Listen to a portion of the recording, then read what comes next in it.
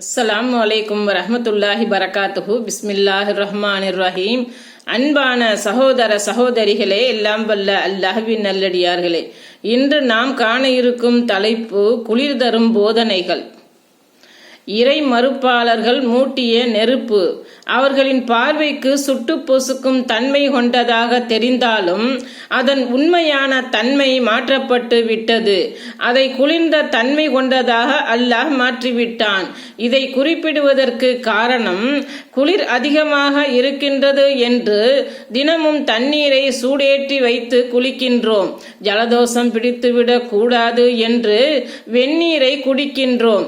இப்படி பலவீனமாக இருக்கும் நாம் இதை புரிந்து கொண்டால் இறைவனின் ஆற்றலை அலட்சியப்படுத்திவிட்டு படைப்பினங்களிடம் உதவி தேடி படையெடுக்க மாட்டோம்.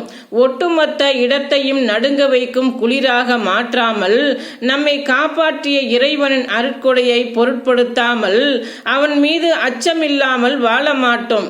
உயிரை பறிக்கும் கடும் குளிர். இறைவன் ஒட்டுமொத்த மனித இனத்தையும் ஒரேடியாக அழிப்பதற்கு இந்த பூமிக்கு நேரடியாக இறங்கி வர வேண்டிய அவசியமில்லை, அல்லது அதற்காக வானவர்களை படையெடுத்து அனுப்ப வேண்டிய தேவையும் இல்லை. நம்மை சுற்றி இருக்கும் குளிரை கொஞ்சம் கூட்டினால் போதும், மறுகணமே இங்கு எந்த ஒரு ஜீவராசியும் இருக்காது. இதை மற்ற கோள்களுக்கும் பூமிக்கும் இருக்கும் வேறுபாட்டின் மூலம் புரிந்து கொள்ளலாம்.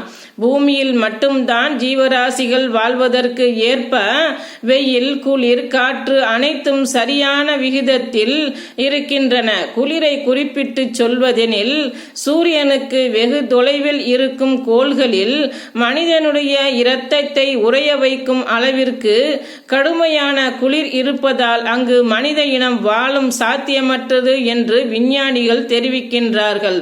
இதை ஏக இறைவனே நமது திருமறையின் மூலம் நமக்கு சொல்லிவிட்டான். மேலும் இவ்வாறு பூமியில் நிம்மதியான வாழ்விடத்தை கொடுத்ததாக நன்றி செலுத்தாமல் இருப்பதையும் சுட்டிக்காட்டி இருக்கின்றான். பூமியில் உங்களை வாழச் செய்திருக்கின்றோம், உங்களுக்கு வசதி வாய்ப்புகளையும் இதில் ஏற்படுத்தினோம், குறைவாகவே நன்றி செலுத்துகிறீர்கள். அல் குர்ஆன் அத்தியாயம் 7 வசனம் 10. இனிமேலாவது மற்ற கோள்களில் இருப்பது போன்ற கடுமையான குளிரை கொடுத்து நம்மை ஒட்டுமொத்தமாக அழிக்காமல் வைத்திருக்கும் ஏக இறைவனை வணங்கி அவனுக்கு நன்றி செலுத்துபவர்களாக நாம் இருக்க வேண்டும்.